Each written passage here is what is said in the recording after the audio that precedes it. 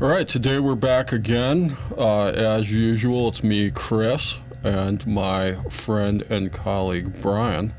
Today we're going to talk about math. I know some of you might be discouraged by that topic. Some people don't like it. But we find it fascinating, and I'm sure you will too by the end of our broadcast.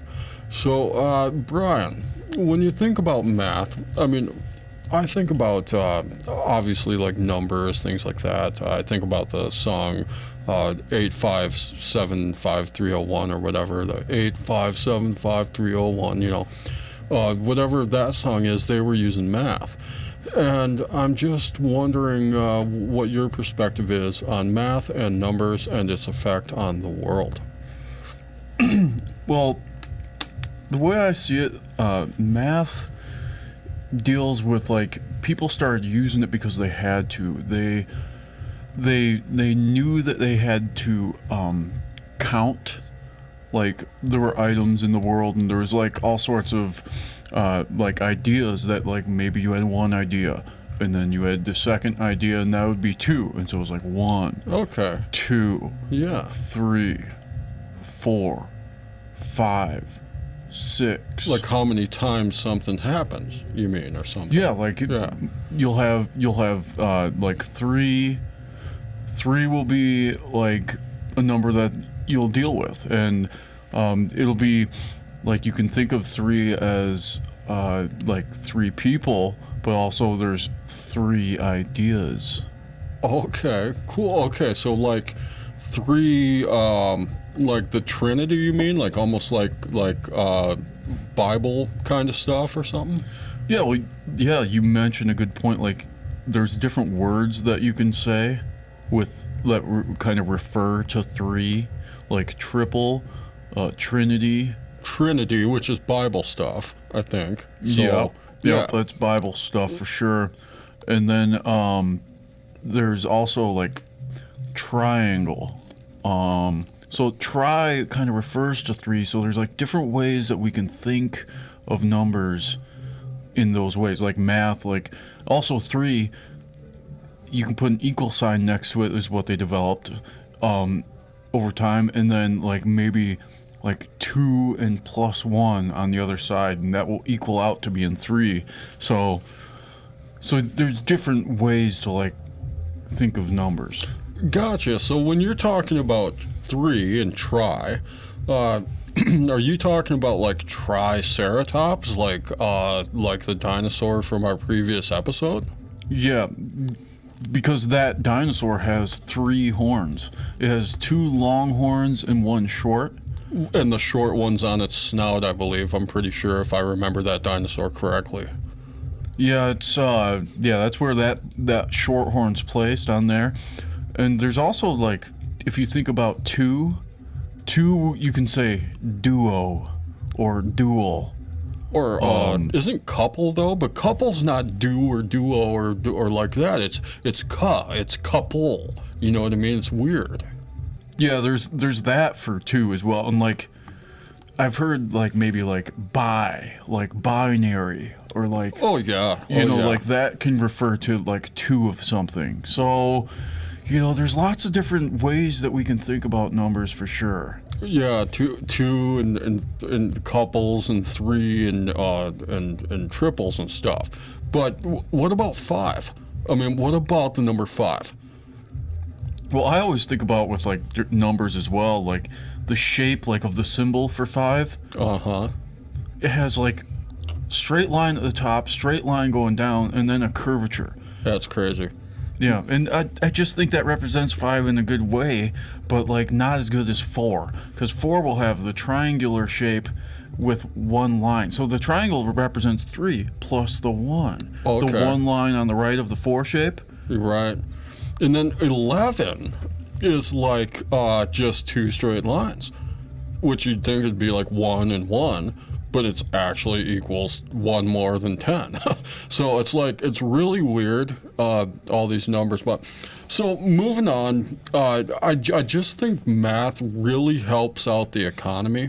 Like like banks and stuff and money, they need to talk to people and friends about math before they start doing their business with people. So when they need like some calculations done, that's another thing we need to talk about later is calculators. But the one thing about math is the economy and how math helps the economy do good for people. I agree with you on math being a part of the economy, because if you have, amounts of things and people are, exchanging things, you need to keep track. I think that's what it is. It's keeping track so you know that like everything's kind of fair, or like you're getting what you want out of being in society. Like like your business is being run correctly, and you need to think about numbers for that, because I mean, at the end of the day, that's what it boils down to. It's amazing how important numbers really are. Right, I hear you. So you're talking about like fairness. Like if I have $1.50 and I want a candy bar, and I give a store $1.50 and I get the candy bar in return, you're saying that that's how math helps everything be fair? Well, what's awesome is like what $1.50 is, and the person you give $1.50 to knows what that is because it's an amount, and you guys you make the exchange based on you both understand the number system, you both understand how much money that candy bar costs, and that's $1, which is 100 pennies. That's a number, and then 50 cents, 50 more pennies, and so you get one candy bar for that, and that's almost, you could do an equal sign on the candy bar. To the right is the candy bar, to the left is 1.5. I had a teacher that used that exact diagram one time. They showed 150 pennies, and then an equal sign, and then a Snickers bar. And ever since that day, it really helped me understand the economy. So, and I was really into, like, when you divide, I love the division symbol because it has a line, and then the line seems to be separating two dots, like dividing them, so to speak. Oh, so it's perfect. like really smart. Just like multiplication, it's an X. And so you want to think about the difference between those. The X is like kind of like they converge, and then the division symbol is more of a separation. So beautifully said. Wow. I'm so happy to have my friend Brian on this channel. thanks, Chris. I think a lot about numbers. You know that. Yeah. And the symbols, you can't downplay them. But a huge thing with me is the number 10, because that resets the configuration to where there's two numbers for the symbol of 10. And then, like, you have the 1 and the 0, but you know what's coming after that. 1 and then 1. And then 1 and then 2, like 11 and 12. 13. 14. Yeah, and if we were talking to Albert Einstein right now, he'd agree with us completely about 13 and 14. We talk about Albert and we think of him as a friend of the world, an ambassador of mathematics, and pretty much a pure genius. When he talked about math, he'd say, like FC equals 9, 20, 14. And none of us knew what it meant, but to him, it was like how the stars move around and gravity helps us out and stuff. So it was like 16m plus 5. And all that stuff to me is like, what are you talking about, Albert? But he knew what he was talking about. It was the stars moving around in the sky and the gravity.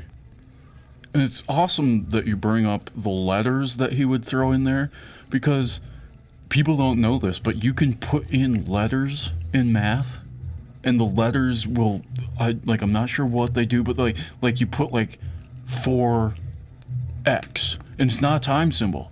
4x equals 86, and there's some kind of reasoning for putting that letter there. You can use an A, a B, but a lot of times they use X, even though it might be confusing with the multiplication symbol that we've talked about. Yeah, and that's what's weird to me. Another great point by you. That I've never been able to understand that part.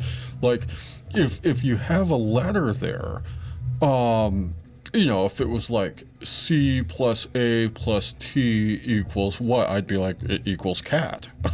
I mean, it's just really weird for me to figure out sometimes, but Einstein really had a way of figuring out gravity, and he just talked about gravity and different things. So, but anyway, there were other guys that were also contributing. Like, he probably learned from other books that came before him.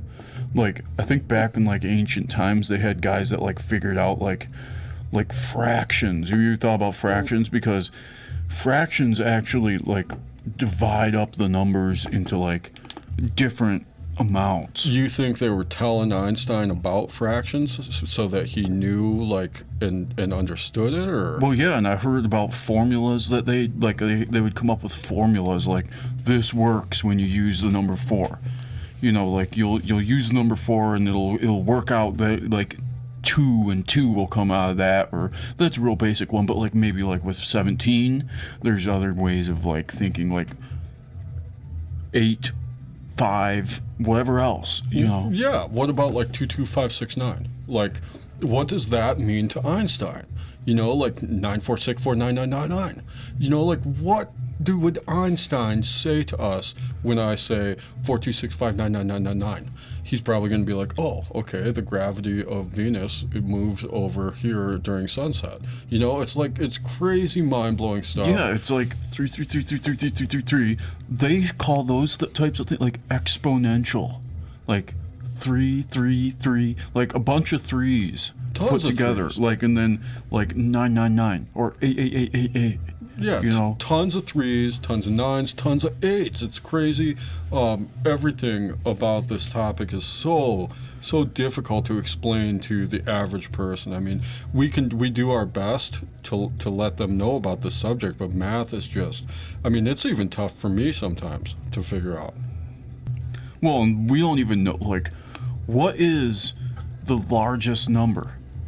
Like how far does it go? I don't think anybody knows. Well, it'd be like infinity times everything that's the most amount. I mean, You know, like numbers go forever. It's very confusing, but it starts with 1, 2, 3, 4. But even those are comprised of many numbers. Like they have like decimals I've heard about that, like you can like kind of like make really long, like 1.338944433222456. You know, like yeah, and that's where I'm bringing up the calculator. So you see that on calculators, you see 0.12125555555666, and all these things about 0.2222333 are calculator type stuff. So it's weird to understand it in your head. You need a calculator to do 0.4432444. You know, it's like all these writing it down would be hard. Writing it down would be hard, and the calculator does it faster. So I recommend to all you kids out there, get a calculator and try typing in 0.22355. Well, lots of those, like, you'll just do random calculations, and you hit equals, like you're trying to figure out what 72 times 83957 is, or divide it. You're gonna get some weird 0.33995, and so like that's how those things come about. And then like, but writing that down. Yeah, I mean, give me a pencil that'll last that long. I mean, it's just it's unbelievable. The lead in my pencil would be done before I reach 0.33555. So, you know, it's not really about the pencil. It's about the calculator. And when I'm talking about a calculator, I'm talking about what kids need in school. Do you know how they build calculators? Like how they make it so it works. You All know? I know is it has a lot to do with math. Well, yeah, but how they get the calculator to know what's the right answer? You know? Well, you should know this, Brian. I mean, they have buttons on there, and when you push them, you know, you push 5 and 5 comes up, and so on and so on. And so that's how a calculator works. You push the buttons, and then when you're done, you push equals, and you look at it. I agree. Like, I knew about the buttons for sure, but they also have like these new calculators. They like I've seen bigger ones, and they like have graphing, and they do all sorts of like extra stuff, like maybe like making a picture so you understand. They do like extra stuff, like making like a picture with like lines and like a graph, like so you understand what the numbers do, like what they mean maybe. Like, so I'm wondering, like, I know there's buttons for that, but like, how do you get the lines? Oh, what a question. Well, the lines are coming from inside the calculator. That's the calculator's power. And it can show you a number, it can show you a line or a graph. And from what I've been told and what I've learned from fellow math colleagues around the world is the lines come from inside the calculator, from the calculator's power. So Now, the calculator, is that running on, they run on batteries? correct. Okay. Yeah. So somehow the battery gives it the ability. And that's a different story. That's not math, but I guarantee math's involved in that process. For sure. I mean, it comes from the battery and the buttons, and all those buttons were created by math because they're square. So you have to count out, well, this button is a centimeter long square divided by a half centimeter side of the square, and each little tiny square has a number on it, and you just push it and push equal. So that's what I like about the calculator. Buttons, numbers, push equal. Another great thing to think about with numbers, they can be negative. Like they go in the opposite way. You know what I'm saying? Like there's 1, but there's -1. Which I never understood, because if there's -1, then there's no number. You know, it's weird to me. So That's what I'm saying. Like the math teachers have figured out a way to make that make sense. Like math is so complex that nothing less than nothing makes sense to them, and there's like letters for that too. There's, you know what? It's kind of weird to me, but I think, sorry to interrupt you here, but I think negative numbers are almost like subtracting or something like that. well, and it's the same symbol. Like you'll have a negative number. It's just a minus symbol in front of it. Yeah. So Yeah, because like +1 plus negative like 19 is gonna be like minus a bunch of stuff from the 1. You know what I mean? So it's gonna be hard to figure that out. But all right, so now we're gonna move on to banks and how many banks there are in America, because banks need math, and they give people money. And when you're giving people money, you need a calculator. And when you have a calculator, you're at a bank. Most likely. banks also, they have safes that have, like, you have to twist a little dial that, like, you have to combine numbers. Oh, there's numbers on that. Yeah. Yeah, no. And so, like, you have to twist the dial and, like, get the numbers right to open the safe to get into the money. Right, so you use numbers to unlock something that has more numbers in it, and then you give those numbers to numbers of people. Yeah, it's just mind-blowing. It's like everything is numbers. I'm looking at my hand right now, there's 5 fingers. I mean, if there weren't numbers, how many fingers do I have? So it's just really weird. It breaks down, it boils down to amounts. That's why I always want a calculator. If I'm looking at my hand and I want to make sure how many fingers I have, press calculator. 1, 2, 3, 4, 5, equal sign, 5 fingers. So, Yeah, you bring a good point. Calculator makes it easy, but like imagine throughout history when they didn't have calculators and the math teachers were figuring out all sorts of different ways to like learn about amounts of things. counting, yeah, that's unbelievable. They use numbers in college. They use math in college. A lot of high school kids, if you're listening, all that math and calculator stuff. You just keep that up. I agree.